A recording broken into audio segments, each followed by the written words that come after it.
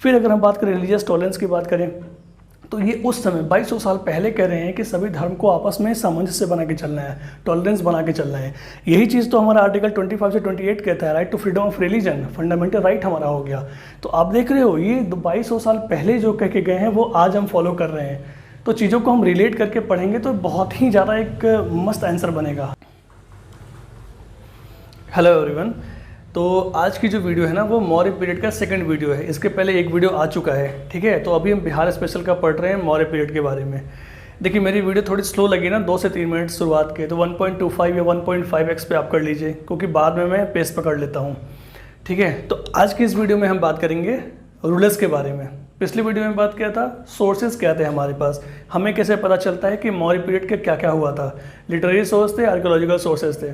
इस वीडियो में बात करेंगे रूलर्स के बारे में। तो देखिए मौर्य एम्पायर में टोटल हमारे 3 बहुत इंपॉर्टेंट रूलर हैं। पहले हैं हमारे चंद्रगुप्त मौर्य, दूसरे हैं बिंदुसार और तीसरे हैं अशोक। और बाकी लेटर अशोक भी थे, बहुत सारे इंपॉर्टेंट नहीं है। लास्ट एक इंपॉर्टेंट है कि मौर्य वंश में, मौर्य डायनेस्टी में आखिरी रूलर कौन थे, वो थे बृहद्रथ। तो क्विकली हम देखते हैं चंद्रगुप्त मौर्य के बारे में पहले, ठीक है। तो बेसिकली हमें क्या है कि इन सब के बारे में कुछ इंपॉर्टेंट फैक्ट्स पढ़ने हैं कि क्या क्या हमें अलग अलग सोर्सेज से पता चलता है।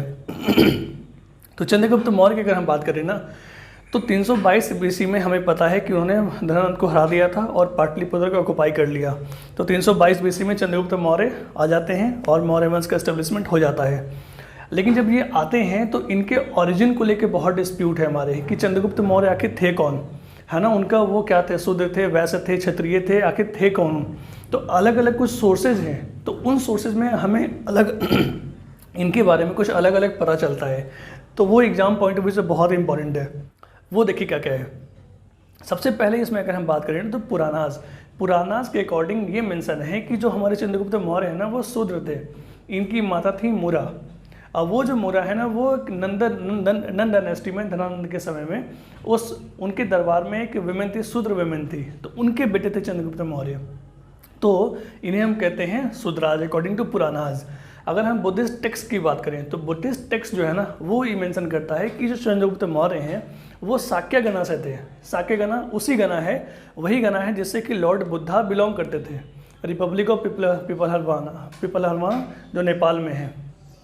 अब इसके बाद इसमें ये भी मेंशन है कि चंद्रगुप्त मौर्य ऐसे इलाके से आते थे जहाँ पे मोर बहुत मिलते थे, तो इसलिए उनको बोलते हैं कि मौर्याज बोला गया, मौर्याज। अगर हम जैन टेक्स्ट की बात करें तो जैन टेक्स्ट के मुताबिक ये एक बेटे थे किसके, पीकॉक टेमर का, यानी कि जो ऐसे स्त्री के थे जो पक्षियों को सिखाती थी कुछ, है ना। टेमर का मतलब शिक्षा देने वाला, जो जानवरों को सिखाता है कुछ। तो मौर्य पोशाका यानी कि पीकॉक टेमर, इनके बेटे थे ये चंद्रगुप्त मौर्य। उसके बाद अगर हम बात करें संगम लिटरेचर का, तो संगम लिटरेचर क्या है, 1st सेंचुरी से लेके 3rd सेंचुरी AD तक हमारा संगम पीरियड होता है।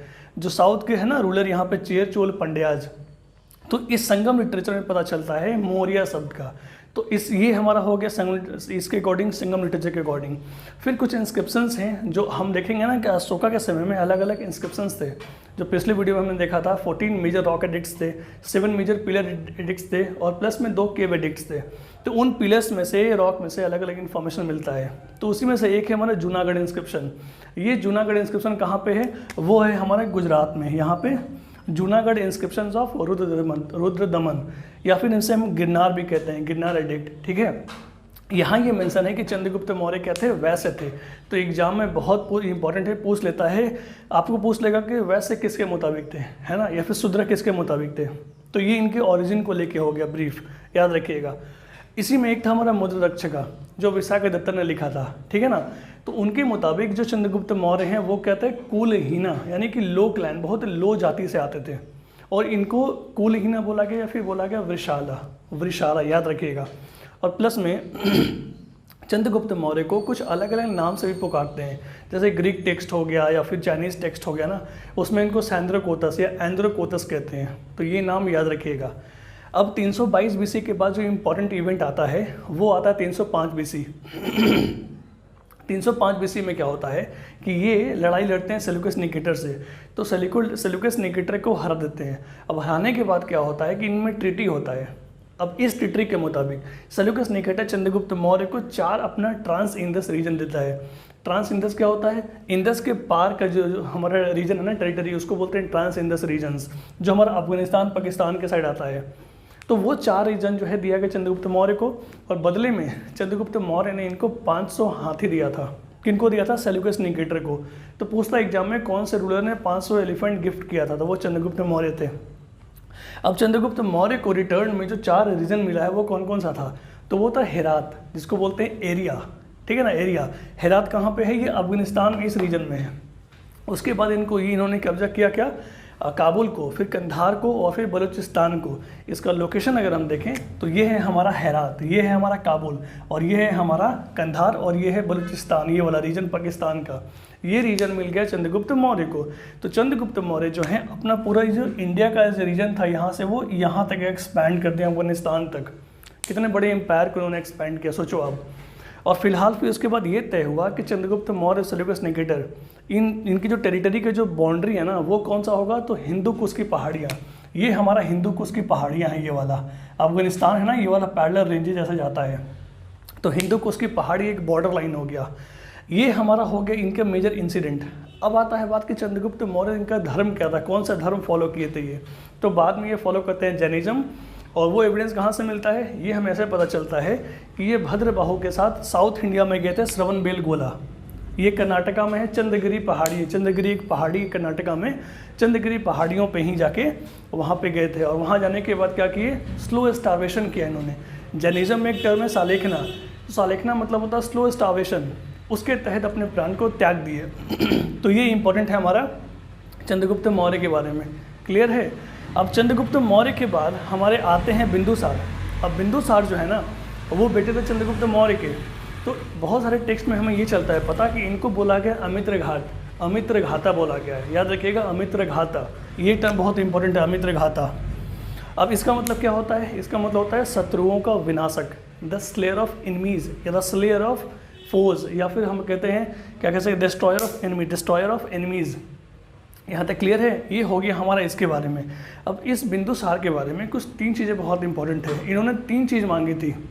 एक हमारा सीरिया का था रूलर एंटियोकस I, इससे उन्होंने 3 चीज़ मांगी थी।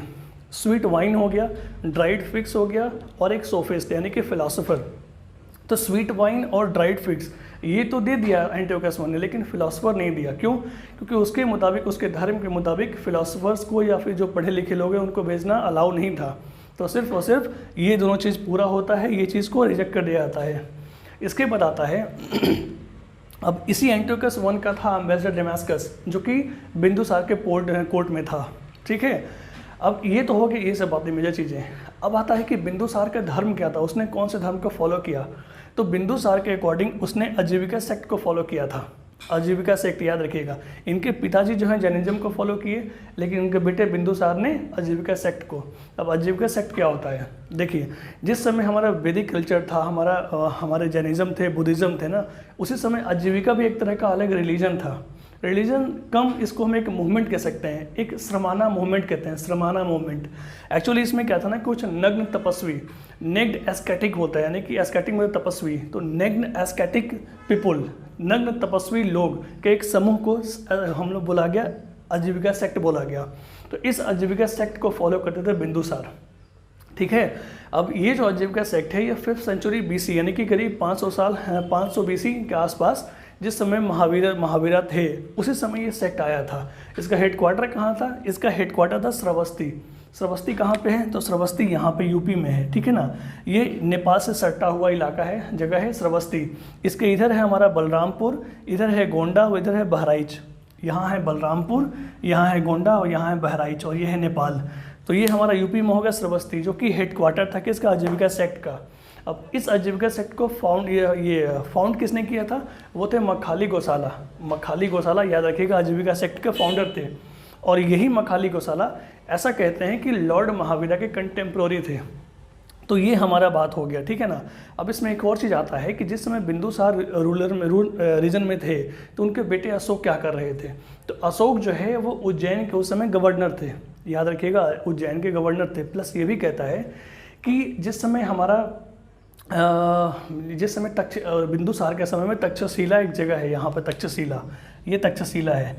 रावलपिंडी पाकिस्तान में, यहाँ पे बहुत सारा रिवोल्ट हुआ था। तो इन्होंने अशोक को सेंड किया और अशोक ने इस रिवोल्ट को तक्षशिला में सप्रेस किया था। ठीक है, और ये कहाँ मिलता है एविडेंस? ये मिलता है अशोकावदाना, एक टेक्स्ट है, वहाँ चलता है पता हमें। तो याद रखिएगा, बिंदुसार के समय अशोक जो थे वो उज्जैन के गवर्नर थे। ये तो हुआ बात बिंदुसार का। इसके बाद हमारा मेन जो है वो आते हैं अशोक।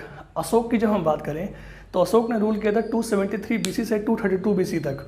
लेकिन for the simplicity of study हम इसको 3 भागों में बांटेंगे। 273 BC से लेकर 269 BC, यानी कि 4 साल क्या हुआ, और 269 BC में क्या हुआ, उसके बाद 269 BC से 232 BC तक क्या हुआ। ठीक है, ये हम देखेंगे। तो देखिए 273 से 269 BC में क्या हुआ कि ऐसा कहते हैं कि इसने, अभी भाइयों के बीच लड़ाई चल रही थी कि गद्दी पे कौन बैठेगा, भाइयों के बीच। तो 2 टेक्स्ट है जिसमें अलग अलग कहता है। एक हमारा महावंशा टेक्स्ट है। महावंशा कहाँ का? एक बुद्धिस्ट टेक्स्ट है, सिलोन, जो श्रीलंका में लिखा गया था 5th century AD, Gupta period के समय में। तो महावंशा के अकॉर्डिंग अशोका ने इन 4 सालों में अपने 99 भाइयों को मारा। महावंशा के मुताबिक इन 4 सालों में अशोका ने 99 भाइयों को मारा। लेकिन एक और हमारे मॉन्क थे, तिब्बतियन मॉन्क, उसको लामा कहते हैं उनको, वो थे तारानाथ। तारानाथ के अकॉर्डिंग जो है अशोक ने इन 4 सालों में सिर्फ 6 भाइयों को मारा। ठीक है, और एक कौन सा, किसने किसको जिंदा छोड़ दिया, वो तो टीसा, सबसे यंगर ब्रदर थे, उनको टीसा को छोड़ दिया जिंदा। तो ये लड़ाई के बाद 269 BC में जब वो सब जीत जाते हैं सारा किलिंग करने के बाद, तो 269 BC में वो कोरोनेशन होता है, यानी कि ताजपोशी होता है, वो गद्दी पे बैठते हैं।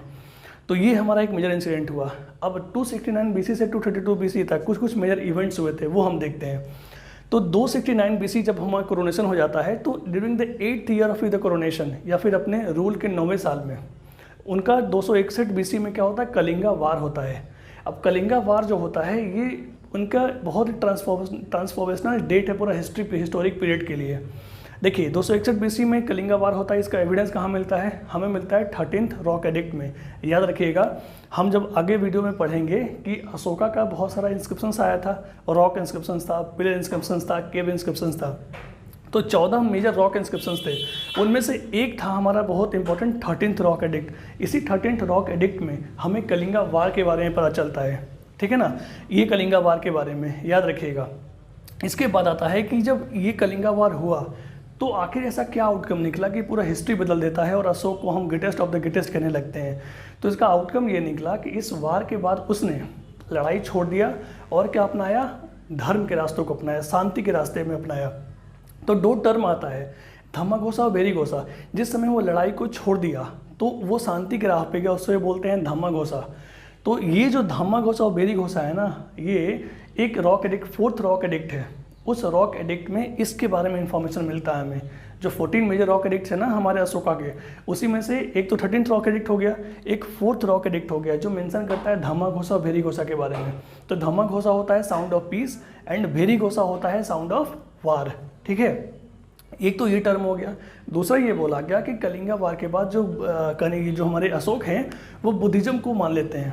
अब बुद्धिज्म को मानते हैं तो इस मानने की प्रक्रिया को 2 अलग अलग टेक्स्ट बुक है वो अलग अलग तरीके से बोलता है। एक है हमारा महावंशा।